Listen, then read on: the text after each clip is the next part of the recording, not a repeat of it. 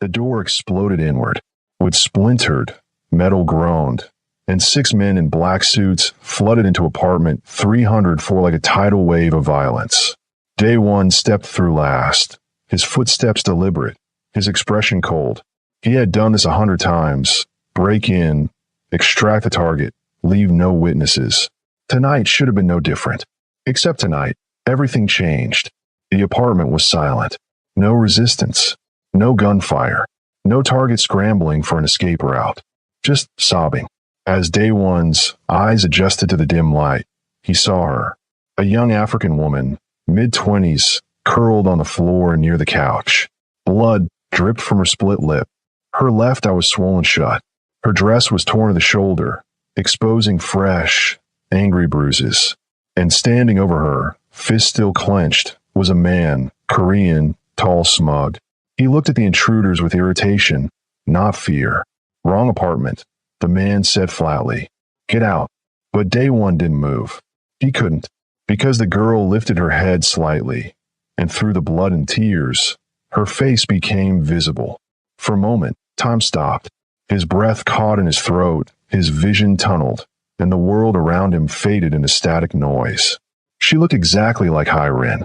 The same eyes, the same cheekbones, the same delicate curve of her jaw, the same terror. The present and the past collided violently, and suddenly he wasn't standing in this apartment anymore. He was back in that hospital room 7 years ago, holding Hyrin's lifeless hand, her face bruised beyond recognition, her body broken by the man she tried to leave. He had been too late then, but not now. Day One's hand moved to his holster. The motion was smooth, instinctive. The Glock 19 cleared the leather in less than a second. One shot. The boyfriend's head snapped back. His body crumpled to the floor, lifeless before he even realized what happened. The sound echoed in the small apartment. Sharp, final. The girl screamed. Day One's men froze, eyes wide.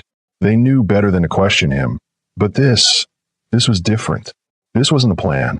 This wasn't the target. Boss, Min Jae said carefully. What? Get out, Day One said, voice low and hollow. Boss, we need to. I said get out. The men exchanged glances, then slowly filed back into the hallway, leaving him alone with the girl and the corpse. Day One holstered his weapon and approached her slowly, like she was a wounded animal that might bolt. She was still sobbing, her body trembling, her hands pressed against the floor as if trying to disappear into it. He knelt in front of her. Up close, the resemblance was even more haunting. Not identical, but close enough to make his chest ache. Close enough to make him feel like the universe was playing a cruel joke. He reached out and gently touched her cheek, brushing away a streak of blood with his thumb. She flinched violently, her eyes snapping to his face. Don't be afraid, he whispered, but she was. He could see it in her dilated pupils, in her short, panicked breaths. Somehow, that fear felt personal, like it was fear he had once failed to stop. Please, she choked out. Please don't hurt me. The words pierced him like a blade. He pulled his hand back slowly and rose to his feet. He looked at the man's body, the man who had been beating her, and felt nothing. No guilt, no regret, only a hollow satisfaction. You're safe now, he said. Then he turned and walked out, the broken door hanging crooked behind him. But as he stepped into the hallway, he looked back one last time. She was still on the floor, staring at him with wide, disbelieving eyes. Something clicked into place inside him. Something dark. Something he thought had died with Hyrin. Obsession. If you're already hooked, hit that subscribe button, because this story is about to get a whole lot darker. The car ride back was silent. Day One sat in the back seat, staring out the tinted window at the glowing Seoul skyline. The city pulsed with life, indifferent to the violence running through its veins. Min Jae drove, glancing occasionally at the rearview mirror. He had been with Day One for 10 years and knew when to speak and when to stay quiet. Tonight, silence seemed safe. But 20 minutes later, he couldn't hold it in. Boss, what happened back there? Day One didn't answer immediately. His jaw tightened. His hands curled into fists. She looked like her, he finally said. The air thickened. Everyone in the organization knew about Hyrin, knew what happened, knew how it broke him. They knew the rule he enforced ever since: never hit women, and kill any man who did. You mean? Min Jae hesitated. Exactly like her, Day One whispered. Her face, her eyes, everything. Coincidence. I don't believe in coincidences. Then what do you believe in? Day One turned his hollow eyes to him. Fate and second chances. At 2:47 a.m., Day One stood outside her apartment building. His men were gone. He needed to do this alone. He looked up at the third floor. Her window was dark, but he knew she was inside. He could feel it. He didn't know her name or anything about her, but it didn't matter. In his mind, she was already his. He pulled out his phone. I need everything. Name, background, school, work, family. Everything. On who? The girl in apartment 304. The one with the dead boyfriend. There was a pause. Boss, are you sure? Do it. Now. He hung up, leaned against his car, and lit a cigarette, eyes never leaving her window. He stayed until sunrise. Tosin woke up on the floor. For a moment, she didn't know where she was. Then the pain came. Her ribs, her face, her wrists, and the memories hit her like a wave. The fight, the beating, the door exploding inward, the gunshot, her ex-boyfriend's body lying a few feet away, eyes still open. She scrambled up, heart racing, ball rising in her throat. He was dead, and the man who killed him, cold, terrifying, had touched her face with a gentleness that didn't match anything about him. Nothing made sense. She grabbed her phone with trembling hands and dialed the police. By noon, investigators swarmed the apartment, asking questions she couldn't answer. Did you know the men who broke in? No. Did your boyfriend have enemies? I don't know. Maybe. Did they say anything to you? She hesitated, remembering his soft whisper. Don't be afraid. No, she lied. Nothing. They didn't believe her, but they couldn't prove anything. Eventually, they let her go. She packed a bag and went to her friend Kayamika's apartment. The moment Kayamika saw her bruised face, Tosin broke down crying. The next day, Tosin forced herself to return to her routine.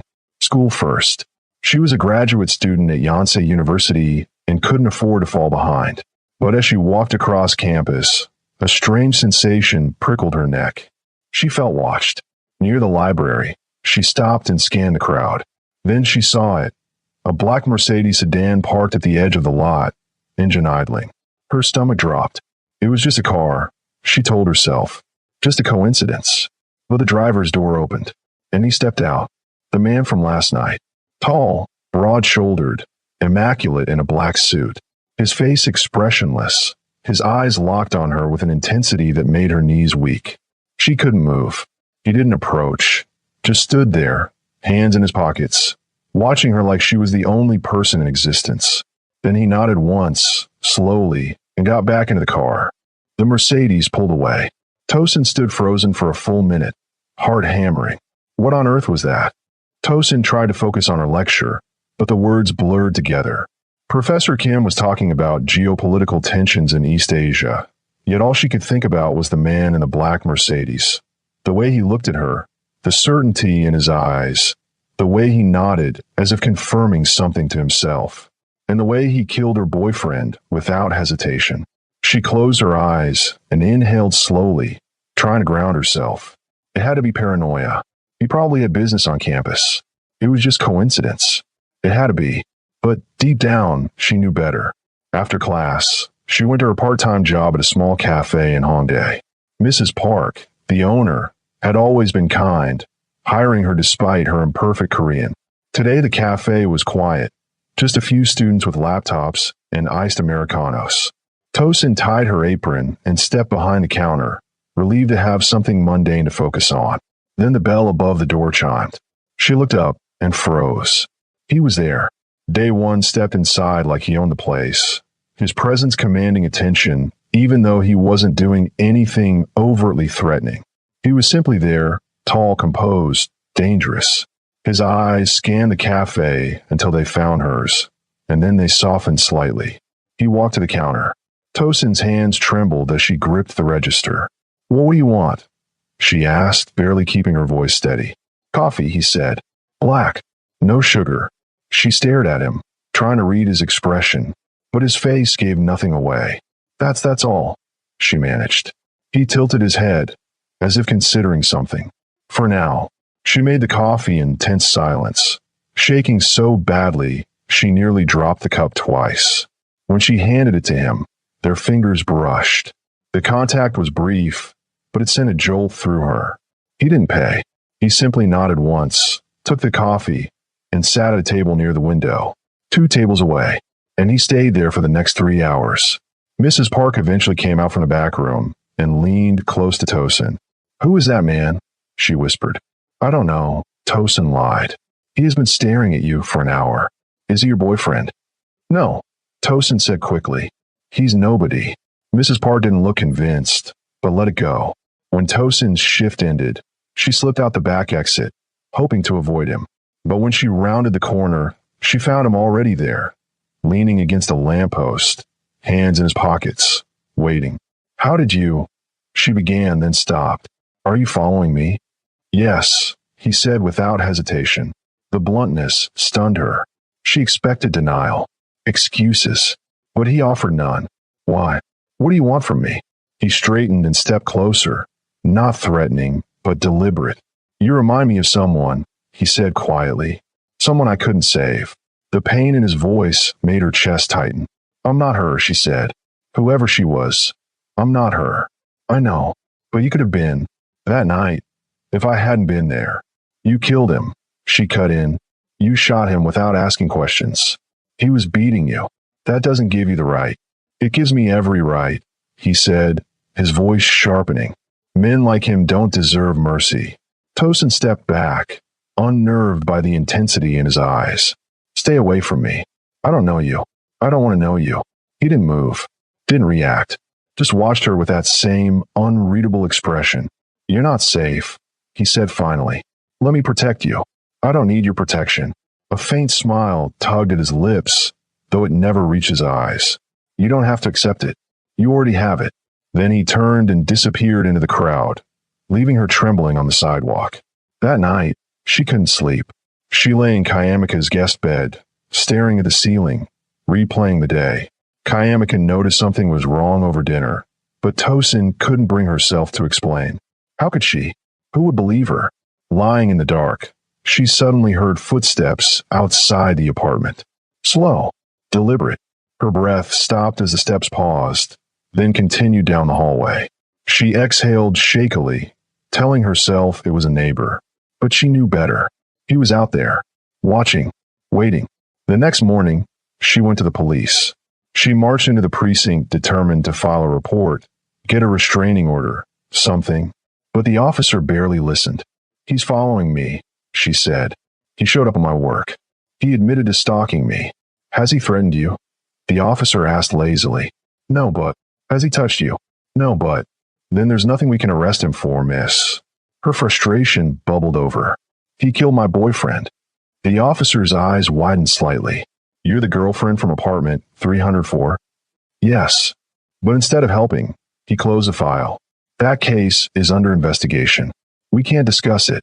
I'm telling you who did it." His expression turned too neutral. "You should go home. If you feel unsafe, call 112. He was dismissing her. Someone was protecting day one. By Friday, she was falling apart, slipping grades, sleepless nights, barely eating. And every time she stepped outside, she saw him. At the bus stop, across the street, reflected in cafe windows, never approaching, always watching. Kayamika eventually confronted her, and Tosin broke down, telling her everything. Kayamika urged her to leave Korea altogether, but Tosin knew running wouldn't help. He would find her. On Saturday, desperate for normalcy, Tosin went on a date with Junho, a quiet classmate. For a brief moment, she felt like herself again. Then Junho's phone rang. His face drained, and he stood abruptly. "I have to go. Family emergency." He ran out of the restaurant before she could respond. Tosin looked out the window and froze. Daewon was across the street, watching. Junho sprinted past him like he'd seen a ghost. Daewon didn't even glance at the boy. His eyes were locked on her. He crossed the street and entered the restaurant. Without a word, he sat in Junho's empty chair. "You don't need him," he said calmly. "You did that on purpose," she whispered. "Yes." You threatened him. I didn't have to. He leaned back, completely at ease. You only need me. Her anger flared. Who are you? He hesitated for the first time, then reached into his jacket and slid a sleek black card across the table. Kong Day One, CEO, Kong Enterprises. When you're ready to stop running, he said, call me. Then he walked out, leaving her staring at the card like it was a trap she had already stepped into. Tosin stared at the card for hours. She sat on Kayamika's couch, turning it over in her hands, reading the name again and again. Kong Day One. She typed it into her phone. The search results made her stomach drop. The first hit was a Forbes Korea article from 2 years ago, The Young Mogul. How Kong Day One built an empire before 35. She clicked it. There was a photo, professional, corporate. Him in a tailored suit, standing before floor-to-ceiling windows overlooking Seoul. But that wasn't what terrified her. It was the second page of search results. News articles, police reports, speculation. Kong Enterprises under investigation for money laundering. Alleged ties between Kong Day One and Seoul's underground. 3 witnesses disappeared before trial involving Kong Corporation. And on page 3, buried in older archives, businessman Kong Day One questioned in connection to multiple homicides. No charges filed. Her hand shook as she scrolled. A Reddit thread in broken English discussed Korean organized crime. Someone mentioned his name. Kong Day One isn't just a businessman. He's the head of the Biko faction, one of the most feared syndicates in Seoul. Another reply followed. He once walked into a rival gang's headquarters alone and walked out with 3 bodies behind him. Tosin dropped her phone. The man stalking her wasn't just dangerous. He was a killer, a crime lord, and he was fixated on her. She didn't sleep that night. She lay awake, staring at the ceiling, trapped in spiraling thoughts. Run. He would find her. He had already found Junho's phone number. He knew where she worked, where she studied. He likely knew everything. Go to the police. They were bought or terrified. Confront him. Pointless. She was powerless. And the worst part was that he knew it. On Sunday morning, she forced herself outside. With Kayamika at church, the silence of the apartment suffocated her.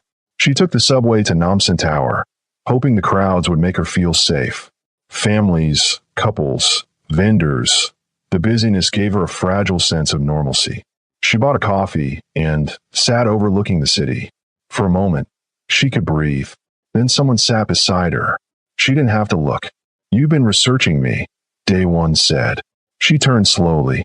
He was dressed casually, black jeans, a dark coat, but the danger around him remained. How did you know I'd be here? She asked. I always know where you are. The casual tone chilled her bones. That's not romantic, she said bitterly. It's terrifying. I know. He stared out at the city before speaking again. You want to know why I follow you? Why I can't seem to leave you alone? Yes. He hesitated, his voice quieter than she had ever heard. 7 years ago, I was in love with a woman named Hyrin. She tried to leave her abusive ex. I told her I'd protect her. His jaw tensed. I failed. She stayed silent. He beat her so badly she never woke up. I held her in that hospital room and made a promise. He turned to her, pain in his eyes. I swore I'd never let another woman die like she did. So that's why you killed my boyfriend, she said. No, I killed him because he deserved it. But the reason I can't leave you alone. His gaze darkened. You look like her. Not exactly, but enough for me to feel like fate is giving me a second chance. I'm not her, she said sharply. I'm my own person. I know. It doesn't change how I feel. Anger erupted in her chest. She stood abruptly. You don't get to project your trauma onto me. You don't get to follow me or control my life. I didn't ask for this. He rose as well, towering over her. You didn't have to. The moment I saw you, you became mine. I'm not yours. Yes, he said quietly. You are. She pushed through the crowd, tears blurring her vision, aware that even as she walked away, he was watching. By Monday, she was barely functioning. She drifted through class like a ghost. During lunch, she received a text from an unknown number. You left your scarf at the tower. I have it. I'll return it tonight. She hadn't brought a scarf. He was creating excuses. At 8 p.m., a knock came at the apartment door. Kayamika opened it, then tried to slam it shut. Day One's hand stopped it effortlessly. I'm here to see Tosin. She doesn't want to see you, Kayamika snapped. Kayamika, it's okay, Tosin said, stepping forward. She didn't want her friend hurt. Kayamika stared like she had lost her mind. Tosin stepped into the hallway and shut the door behind her. What do you want? She asked. He held out a scarf. Not hers, but expensive. You need to stop, she said. I'm not going to fall for you. I'm not asking you to. I'm telling you I'm not going anywhere. Why? Why me? Find someone else to obsess over. Because you're the one fate put in front of me. That's insane. Maybe, but it doesn't make it less true. He stepped closer. She backed away. I follow you because I can't breathe when you're not near, he said. Because I keep seeing you on that floor and seeing her in that bed, and his voice cracked. I can't lose you too. You never had me, she whispered. He cupped her cheek. His hand trembled. Then let me have you now. For a moment she froze, then pulled away. No, I'm not a replacement. I deserve better. She went inside and locked the door. Day One stood in the hallway for a long time before calling someone. Double the security on her building. Watch her 24/7. Find out everything about her friends, classmates, everyone. He paused. And if anyone tries to hurt her, inform me immediately.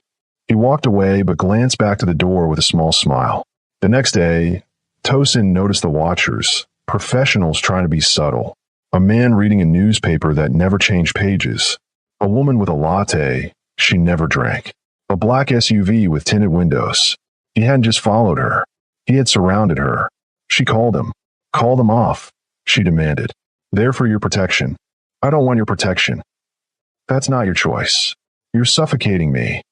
I'd rather you hate me and be alive, he said, than love me and be dead. He hung up. That night, she decided to run. She booked a one-way flight to Lagos and packed lightly. Kayamika offered to come, but Tosin refused. The next evening, she took a taxi to the airport. No cars tailing her. No suits. At the gate, she finally breathed. She was going to escape. Then a hand closed around her wrist. She turned slowly. Day One stood there. Did you really think I wouldn't know? He asked softly. Please, she whispered. Let me go. He looked at her with something close to regret. I can't. Why not? Because you're going to leave me. His voice broke. He wasn't just obsessed. He was terrified. I'm not her, she said gently. You can't save her by keeping me. I know, he whispered, but I have to try. He pulled her into his arms. Please don't run from me again. I lost her once. I won't lose you too. As the final boarding call echoed, Tosin understood something horrifying. She wasn't getting on that plane. He would never let her go. Day One took Tosin to his penthouse. It wasn't a request, not a suggestion. The driver pulled up the moment they left the airport, and before she could protest, she was in the back seat with Day One beside her, his hand gently but firmly holding hers. You can't keep me prisoner, she said, her voice hollow. I'm not keeping you prisoner, he replied. I'm keeping you safe. Those are the same thing. He didn't respond. The penthouse in Gangnam occupied the entire top floor of a luxury building. Floor-to-ceiling windows exposed the glittering cityscape below. Inside, everything was black marble, sleek lines, and cold minimalism, just like him. You'll stay here until it's safe, he said, guiding her inside. Safe from what? He turned to her, his expression grave. From the consequences of what I did to protect you. Before she could ask what he meant, his phone rang. He glanced at the screen, his jaw tightening. Wait here, he said and stepped into another room. Tosin stood in the massive living room, her mind spiraling. She could run. The elevator was right there. But she knew it wouldn't matter. His men were everywhere. She wouldn't make it to the ground floor. She was trapped. In the study, Day One answered the call. Talk, he said. Min Jae's voice was tense. Boss, we have a problem. A big one. What kind of problem? The man you killed. The boyfriend. His name was Park Jin-suk. Day One frowned. So, he wasn't just some random guy. He was Park Sang-woo's younger brother. The air drained from Day One's lungs. Park Sang-woo, the leader of the Crimson Serpents, one of the most vicious gangs in Seoul. Ruthless, unpredictable, and now with a deeply personal reason to come after him. Fuck, Day One muttered. It gets worse. Min Jae continued. Sang Woo knows you killed him, and he knows why. Ow! Someone talked. One of Jin Suk's friends saw the girl at the police station the next day. Put two and two together. Now Sang Woo thinks you killed his brother over some African girl you're obsessed with. Day One's blood ran cold. Where is Sang Woo now? We don't know. He's gone dark. But boss, if he knows about the girl, double the security on this building. Triple it. Nobody gets in or out without my approval. Already done. But you know Sang Woo. He's not going to just send men. He's going to make this personal. Day One closed his eyes, mind racing. He had killed Jin Suk without checking, without thinking, without realizing what chain reaction it would ignite. And now Tosin was in danger because of him, the very thing he was trying to prevent. Keep me updated, he said, and find Sang Woo. I want to know where he is every second of every day. He hung up and stared at the wall, fists clenched. He had put her in danger. The one thing he swore he'd never do. When he returned, Tosin stood by the window with her arms crossed. What's going on? She asked. And don't lie to me. He considered lying, but something in her eyes stopped him. The man I killed, he said slowly. Your ex-boyfriend. He had a brother. Tosin's face paled. And his brother is Park Sang-woo, the leader of a rival gang. Oh God. Sang-woo knows I killed him. Day One continued. And he knows about you. What does that mean? It means you're a target now. He'll try to hurt you to get to me. Because you killed his brother. Yes. Because you were protecting me. Yes. Her legs gave out, and she sank onto the couch. This is insane. I came to Korea to study, to build a future, and now I'm in the middle of a gang war because you couldn't leave me alone. I'm sorry, he said, and he meant it. Tears streamed down her face. Sorry doesn't fix this. Sorry doesn't make me safe. No, he agreed. But I will. I'll fix this. How? By doing what I do best. The darkness in his voice made her shiver. For 3 days, Tosin was trapped in the penthouse. Day One came and went, always flanked by armed men. He brought her food, clothes, anything she needed, but not freedom. She spent her days staring out the window, feeling like a bird in a gilded cage. Kayamika texted constantly. Where are you? Are you okay? Did you make it to Nigeria? Tosin couldn't tell her the truth, so she lied. I'm fine. Safe. I'll explain later. On the 4th day, Day One returned home, looking exhausted. Any news? Tosin asked. He shook his head. Sang Woo is in hiding, but he'll make a move soon.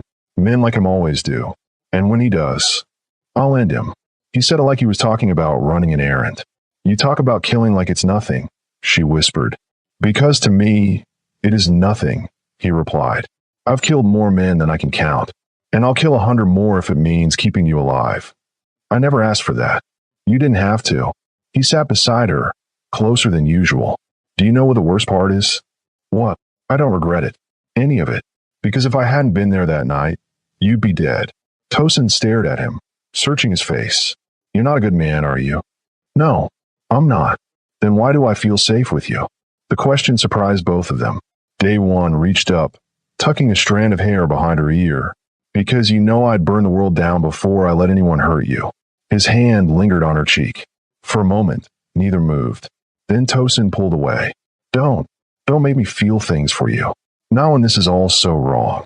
He nodded, respecting the boundary, but the look in his eyes said he was already in too deep. And so was she. On the 5th day, everything fell apart. Tosin was alone.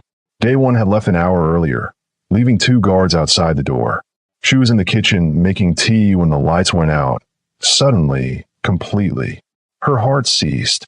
Hello, she called. No answer. Then she heard it. Gunfire, muffled, coming from the hallway. The mug slipped from her hands, shattering on the marble floor. The door exploded inward. 3 masked men stormed in with guns raised. Tosin screamed and ran toward the bedroom, but one grabbed her, slamming her against the wall. Got her, he said into a radio. Good, a voice replied. Bring her to me. They dragged her toward the elevator as she kicked and fought, scratching and biting, but they were too strong. A needle jabbed into her neck. The world went fuzzy, then black. The shipyard lay like a graveyard of rusted metal and abandoned dreams. Day one arrived at midnight, exactly as instructed. Alone, or so it appeared. His men were hidden in shadows, snipers on rooftops, assault teams tucked inside shipping containers, watching and waiting. But Day one walked into the center of the yard by himself, hands visible, weaponless. At least, that was what Sang-woo needed to believe. Kong Day one. Sang-woo's voice echoed across the empty space. The monster finally shows his face. Floodlights snapped on, blinding him. When his vision cleared, he saw them. Sang-woo stood high on an old crane operator's platform, 3 stories above the ground. Beside him, hands bound and mouth gagged, was Tosin. Her face was bruised, blood crusting her lip, her eyes wide with terror. But she was alive. Day one's hands curled into fists. "Let her go," he called out. "This is between us." "You're right," Sang-woo said, pressing a gun to Tosin's temple. "It is. You killed my brother. So now I kill what you love." "Your brother was a piece of shit who beat women," Day one said coldly. "He deserved what he got." "Maybe," Sang-woo said with a shrug. "But he was my blood, and you took him from me." He cocked the gun. Tosin whimpered behind the gag. "Wait," Day one shouted. "You wanted me, right? Here I am. Let her go, and you can do whatever you want of me." Sang-woo paused. "Tempting, but watching you lose her will hurt more than killing you." He moved the gun from her head and aimed at her leg. Then he fired. Tosin screamed as the bullet tore through her thigh, sending her collapsing to her knees. Day one roared and charged forward, right as Sang-woo's men emerged from the shadows. 20 of them, armed with automatic weapons. Gunfire exploded around him. Day one dove behind a crate as bullets ripped through the air. He pulled out 2 handguns from hidden holsters and returned fire, dropping 3 men instantly. His own men swarmed the yard. The night erupted into chaos. Explosions, screams, bursts of gunfire. Day one moved like a ghost, killing with lethal precision. His mind held only one thought: get to Tosin. On the platform, Sang-woo dragged her toward the edge. Tosin fought weakly, her blood pooling beneath her. "He's coming for you," Sang-woo hissed. "And when he gets here, I want him to watch you fall." Below, the platform overlooked a 40-foot drop into a concrete drainage pit. Day one reached the base of the structure. Bodies littered the ground around him. His suit was torn, blood soaking into the fabric, but he kept going. He looked up and saw Sang-woo with a knife pressed to Tosin's throat. "Drop your weapons," Sang-woo shouted, "or I cut her now." Day one set his guns on the ground. "Good," Sang-woo said. "Now climb." Day one climbed the ladder, each rung sending pain through his broken fingers and deeply cut palm. When he reached the top, Sang-woo kicked him in the face, knocking him to the metal floor. "Stay down." Day one pushed himself up. "Let her go." "Or what? Or I make your death last days." Sang-woo laughed, until Day one lunged. He tackled him away from Tosin, both men crashing to the floor. They fought viciously, each hit fueled by rage, grief, desperation. Day one slammed Sang-woo's head against the platform again and again until Sang-woo landed a hit on his shattered fingers. Day one's scream echoed through the yard. Sang-woo shoved him away and scrambled toward Tosin.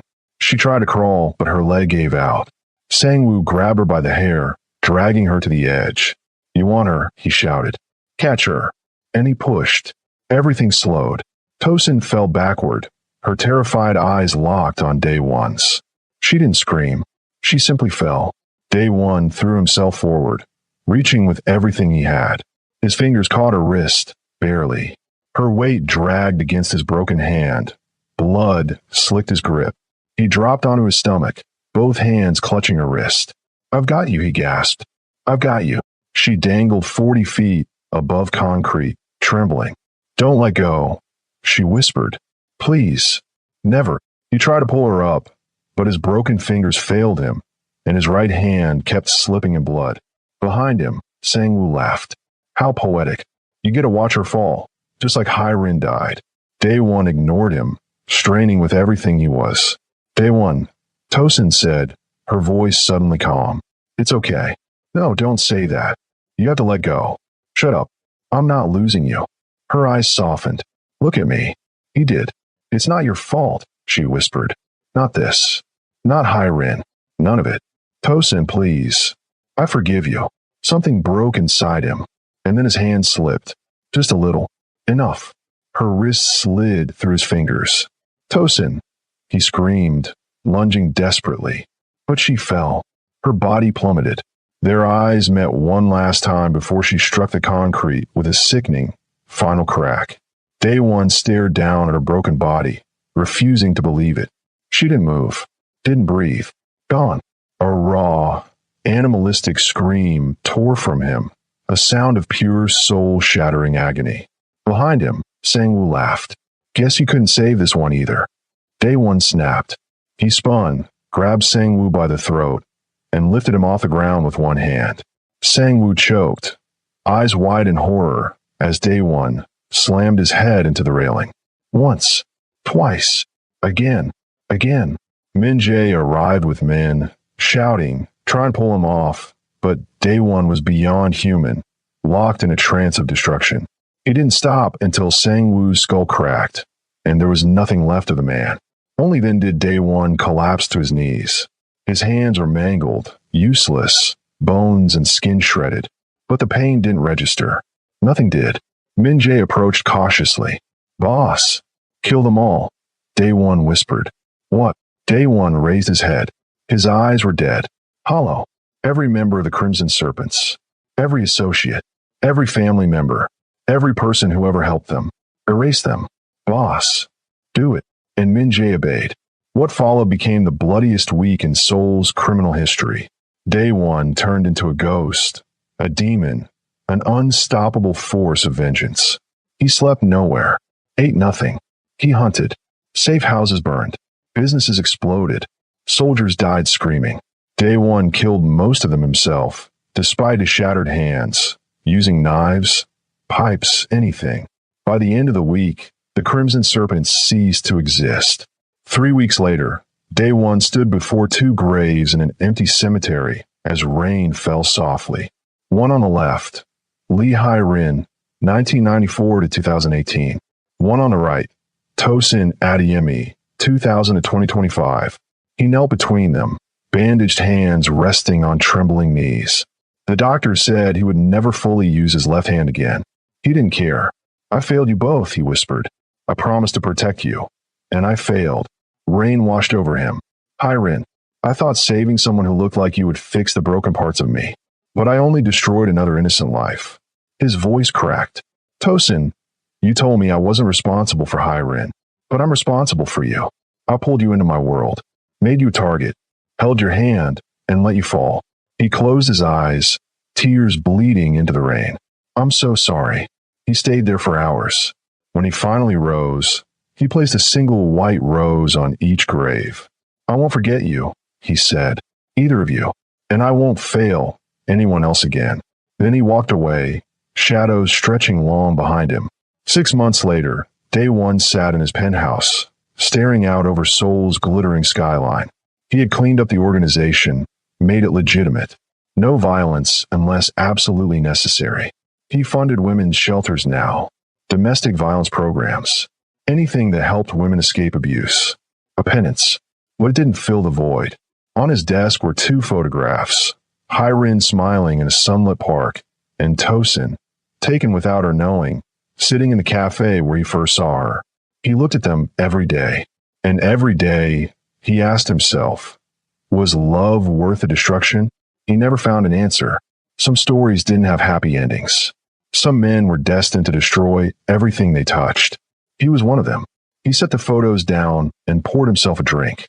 Outside, Seoul shone brightly, indifferent to suffering, indifferent to loss, indifferent to the ghosts haunting one man's memories. He raised his glass to the window. To the girls who haunted me, he whispered, and he drank alone. This is one of the darkest stories we've ever told. If it moved you, if it broke you, then drop a comment below. Tell us what you felt. And if you made it this far, you're the real one. Hit that subscribe button and the notification bell because we've got more stories that'll keep you up at night. Thanks for watching. And remember, some obsessions are beautiful. Others are deadly. The difference is knowing when to let go.